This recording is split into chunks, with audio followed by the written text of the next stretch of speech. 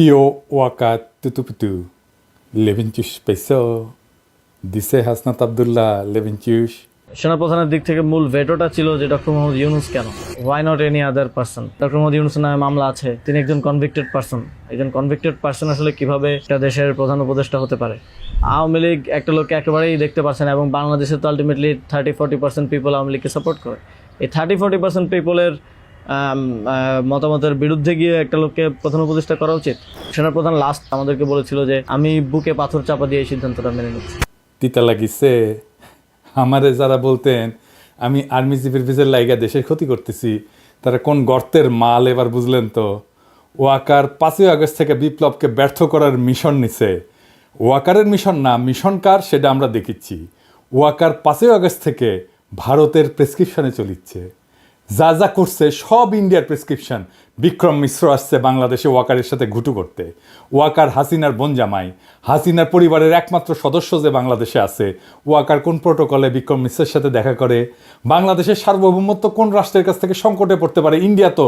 সেই ইন্ডিয়ার সেনাপ্রধানের সাথে বাংলাদেশের বিপ্লবোত্তর অবস্থা নিয়ে আলাপের কি আছে ওয়াকারের? বিক্রম মিশ্রের সাথে কিভাবে আলাপ করে সে? সবচেয়ে বড় কথা, বিক্রম মিশ্রের সাথে সে আলাপ করার আগে কোনো অনুমতি নিছে? নেয় নাই। এই ওয়াকার 600-র বেশি আওয়ামী লীগার খুনি পুলিশকে রক্ষা করছে জনরোষ থেকে, তারপরে নিরাপদে পার করে দিছে সবাইকে। আয়নাঘরগুলোর এভিডেন্স ধ্বংস করছে ওয়াকার নিজে।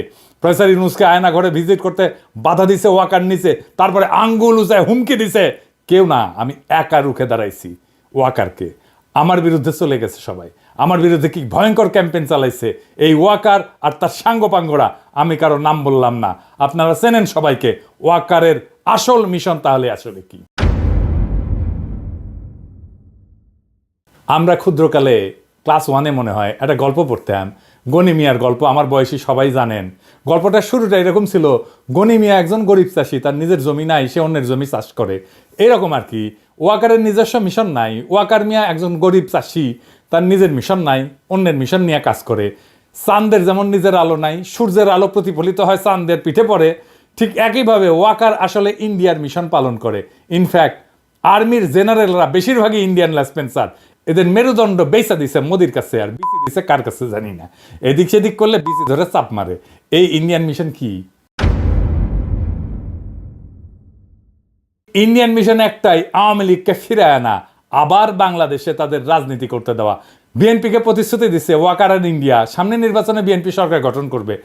যদিও আওয়ামী লীগ অংশ নেবে, কিন্তু আওয়ামী লীগ তো কোনো বড় দল হিসেবে সংসদে থাকবে না। তাহলে ইন্ডিয়ান দখলদারিটা মজবুত হবে কি দিয়া?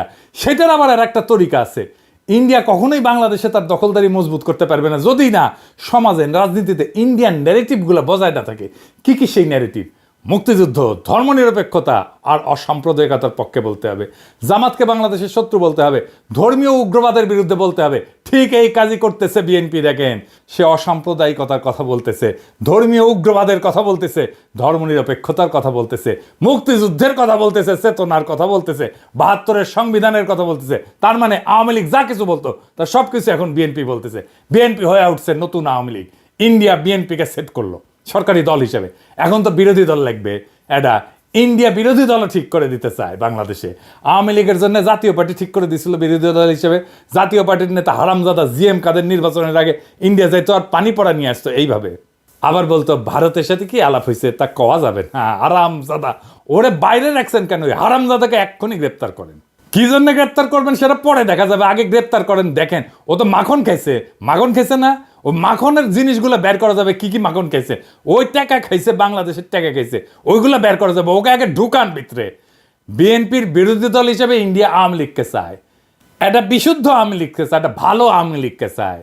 আর এই আওয়ামী লীগ বানাইতে দায়িত্ব দিছে ওয়াকারকে ইন্ডিয়া। হ্যাঁ, গুয়ের আবার ভালো মন্দ। গু আমাশার গু হইতে পারে, ডায়রিয়ার গু হইতে পারে, শক্ত গু হইতে পারে, ল্যাটকা গু হইতে পারে। গুই। আওয়ামী লীগের আবার ভালো মন্দ কি? আওয়ামী লীগ ভালো হইলেও সেটা গু, খারাপ হইলেও সেটা গু। এই ভালো আওয়ামী লীগে কে কে থাকবে আসেন সেটা দেখি। সাবের হোসেন চৌধুরী সভাপতি আর বডি সোহেল হবে সাধারণ সম্পাদক। এইভাবে আওয়ামী লীগ পুনর্গঠিত হইবে। এই পুনর্গঠিত আওয়ামী লীগ নির্বাচনে যাবে, এটাই ভারতের সিদ্ধান্ত। বিএনপি একমত হয়েছে এটাতে। ওয়াকার এটা এক্সিকিউট করার দায়িত্ব নিছে। ওয়াকার এটা ঠিক করে দিবে। সবাইকে ডাকিচ্ছে, হাসনাতদেরকেও ডাকিছিল। সব রাজনৈতিক দল এটা ওকে করে বলে দিয়ে আসছে। এই যে ইউরোপের রাষ্ট্রগুলোর মধ্যে ব্রিটেনের সমর্থন আছে, ইংল্যান্ডের রাষ্ট্রদূত আছে না ঋষি সুনাকে নিয়োগ দেওয়া যে সারা কুক, ওই এইটা ঘুট পাকেচ্ছে বিদেশিদের তরফ থেকে।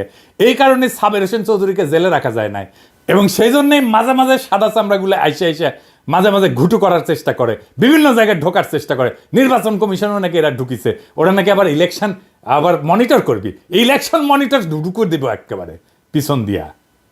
আর কে কে থাকবে এদের সাথে? শেখ ফজলেনুর তাপস, শিরিন শারমিন চৌধুরী, সেলিনা হায়াত আইভি, আর সিলেটের সাবেক মেয়র শিন শারমিন ওয়াকারের প্রোটেকশনে ক্যান্টনমেন্টে আছে এখনো। টাইম মতো ওয়াকার বের করবে, মানে ইন্ডিয়া যখন বলবে আর কি ওয়াকারকে, ও তো আবার ইন্ডিয়ার কথা ছাড়া সরে না, হাগামতাও করে না ও ইন্ডিয়ার কথা ছাড়া। শালা এমন একটা দেশ বানাইছে যার সেনাপ্রধান শত্রু দেশের আদেশ না শুনে কিছু করে না। Now, coming on to specifically what you asked for Bangladesh, as far as Bangladesh is concerned, it is too early to take any decision for us. I am very clear, the present military to military relationship is very strong, and we keep exchanging notes on regular basis to avoid any kind of a misgivings. Waker আবার চালাক আছে, বলে army ইনস্টিটিউটের ক্ষতি করা যাবে না, কারণ হাইসানি হ্যাঁ, যখন প্লট নেওয়া, গাড়ি নেওয়া, কদম বুসি খাওয়ার হাসিনার হোকাচাটা, তখন জেনারেলরা, আর যখন বাম্বু খায় জেনারেলরা, তখন ইনস্টিটিউটের পিছে লুকায়, মানে সৈনিকদের পিছে লুকায়। 5ই আগস্টে পেট মোটা ওয়াকার সৈনিকেরা তোমার সাথে ছিল, জুনিয়র অফিসাররা তোমার সাথে ছিল। জুলাই আগস্টে তো তুমি ছিলা হাসিনাকে ক্ষমতা রাখার মিশনে, হাসিনার হোকাচাটার মিশনে ছিলা। 5ই আগস্ট সৈনিক আর জুনিয়র অফিসারদের বন্দুকের নল ঘুরে গেছিল জালেমের দিকে, কোনো কমান্ড শুনে নাই সৈনিকেরা, নিজের বিবেকের কমান্ড শুনিছে ওরা। জেনারেলদের কেনা যায়, সৈনিকদের কেনা যায় না, কারণ ওরাই সেই সংখ্যাগরিষ্ঠ জনগণের সন্তান যারা দেশকে ধারণ করে। তোরা শালা মনে করিস দেশটা উপনিবেশ, তোরা কলোনি, আর ওরা মনে করে দেশটা আমার, সেজন্য বিবেকের কথা শোনে। আর তুই যেহেতু মনে করিস কলোনি, সেজন্য ইন্ডিয়ার কথা শুনিস, তোরা সব কটা জেনারেল ইন্ডিয়ার কথা শুনিস। এরা কৃষক শ্রমিকের সন্তান, দরিদ্র মধ্যবিত্তের সন্তান। এই সৈনিকেরা ওদের পিওর হার্ট, ওরা জানে ওদের সম্পদ একটাই, তা হচ্ছে বিবেক, তা হচ্ছে ইনসাফ। ওরা কখনো ভুল করেনি, 1971 করেনি, 75 15ই আগস্টে করেনি, 75 7ই নভেম্বরে করে নাই, 2024 5ই আগস্টে করে নাই। ওরা আবারও দাঁড়াইতে হলে জনতার পক্ষে দাঁড়াবে, পেট মোটা জেনারেল ইন্ডিয়ান দালাল লেসপেন্সারদের পক্ষে দাঁড়াবে না। ওরা কোনোদিন মেরুদণ্ড বেছে দেওয়া জেনারেলদের পক্ষে দাঁড়াবে না। মুজিবকে জয় বাংলা করার সাহস হিম্মত সিনিয়র অফিসারদের হয় নাই, জেনারেলদের হয় নাই, হইছে সৈনিক আর জুনিয়র অফিসারদের। খালেদ মোশাররফের খুব ব্যর্থ করে দিছে সৈনিকেরাই, আর জুনিয়র অফিসাররা ভারতের কাছে বাংলাদেশের নতজানু আর্মির জেনারেলদের, সৈনিকেরা সুদে না, জুনিয়র অফিসাররাও সুদে না। ওয়াকার বাংলাদেশের সেনাপ্রধান থাকার নৈতিক অধিকার হারাইছে, বাংলাদেশের সেনাবাহিনীর ইজ্জতকে সে ধ্বংস করে দিছে, নিজের পজিশনকে সে খুনি হাসিনা তার দলের স্বার্থ ভারতের আজ্ঞায় পালন করতেছে। জনগণের টাকায় বেতন নেওয়ার নৈতিক অধিকার ওয়াকারের নাই। জনগণের টাকায় বেতন নিয়ে ইন্ডিয়ার এজেন্ডা পালন করা যায় না ওয়াকার মিয়া। এখন বুঝছেন কারা ছাত্রদের বিরুদ্ধে দুর্নীতির অভিযোগ ছড়াইছে, কারা ছাত্রদের ভিতরে অনৈক্য সৃষ্টি করেছে, কারা নাইদের মিটিংয়ে বরিশালে ঝামেলা করেছে, কারা ওর বিরুদ্ধে রয়্যাল এজেন্ট হওয়ার অভিযোগ তুলিছে, কারা আমাদের বিপ্লবী জনতাকে মব বলে অভিহিত করেছে, কারা আমাদেরকে বাংলাদেশের স্থিতিশীলতার শত্রু বলছে। এদের ভুলে যাবেন না, আপনারা সবাই রেছে নেন। যারা বাংলাদেশের রাজনীতিকে ষড়যন্ত্র দিয়ে ব্যাখ্যা করে তাদের রাজনীতি পরাজিত হবে। আজকের শিক্ষা এটাই, আমাদের রাজনীতি বিজয়ী হয়েছে। আজকের করণীয় কি এখন তাইলে? প্রথম করণীয়, ওয়াকারকে পদত্যাগ করতে হবে, সেনাবাহিনীর ভারতপ্রেমী জেনারেলদের উৎখাত করতে হবে, সেনাবাহিনীতে একটা সংস্কার কমিশন বসাইতে হবে, গুম খুনের কুশীলব সকল অফিসারদের পুলিশের হাতে সোপর্দ করতে হবে। জুলাই বিপ্লবে যে অফিসাররা নিজেরা গুলি চালাইছে, গুলির অর্ডার দিছে, তাদের পুলিশে সোপর্দ করতে হবে। কর্নেল রেদওয়ান কেমনে চাকরি করে ওয়াকারের বাচ্চা, আমাদের ছেলেদের উপর নিজের হাতে গুলি করে রেদওয়ান কেমনে আমাদের টাকায় বেতন নেয় সেনাবাহিনীতে থেকে। এখনো বেতনের টাকা কি মিয়া তোমার বাপের জমিদারি থেকে দাও ওয়াকার? ইনস্টিটিউটের সম্মান নষ্ট করা যাবে না, তাই না মিয়া? বেকুবের বাচ্চা তুমি মিয়া, সম্মান নষ্ট করলা কার? ইনস্টিটিউটের সম্মান নষ্ট করছে কে? আর্মির সম্মান নষ্ট করছে কে? কইছিলাম না হারকুলিস হবা না, বুকের মধ্যে স্টেন্ট লাগাই রাখছো, হার্টের রুগী, ওই হাডুন তোমার নাই। তোমারে কইছিলাম আঙ্গুল তুলবা না, ওই আঙ্গুল আমরা চিনি। সকল আওয়ামী লীগারদের সরকারি চাকরি থেকে বরখাস্ত করতে হবে, সকল আওয়ামী লীগের ব্যবসায়ীদের ব্যবসা জব্দ করতে হবে, অনলাইনে অফলাইনে যারা লিগ্যাল লেসপেন্সারি করতেছে তাদের নিষ্ক্রিয় করতে হবে। কিভাবে করবেন আমরা জানি না। আওয়ামী লীগের সকল পদধারী নেতার অ্যাকাউন্ট জব্দ করে তাদের সকল টাকা রাষ্ট্রীয় কোষাগারে জমা করতে হবে। নয়তো আমরা একদিন করে এক এক এলাকা ঘেরাও করব, জনতার ব্লক রেট দেব, আর একটা একটা করে আওয়ামী লীগের ধরে ধরে ঝুলায় দেব, টাঙ্গায় দেব। একটা জায়গায় করবেন এই অপারেশন, ঠান্ডা হয়ে যাবে সারা দেশ।